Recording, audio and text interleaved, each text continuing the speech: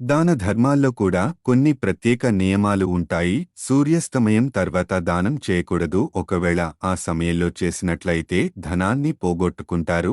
చీకటి పడిన తర్వాత పెరుగును దానం చేయడం వల్ల ఫ్యామిలీలో సంతోషం తగ్గుతుంది.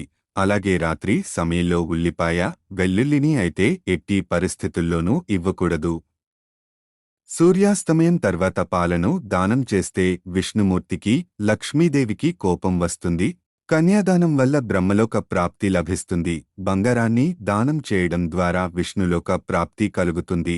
అలాగే గుర్రం దానం చేస్తే గంధర్వలోక ప్రాప్తి చేకూరుతుంది.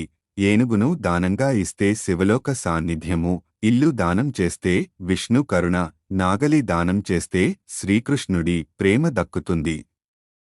భూదానం చేయడం వల్ల శివలోక నివాసం, ఎద్దును దానం ఇస్తే మృత్యుంజయలోకంలో జన్మ, గోవుని దానంగా ఇవ్వడం ద్వారా వైకుంఠ నివాసంలో జన్మించడానికి అవకాశం ఉంటుంది.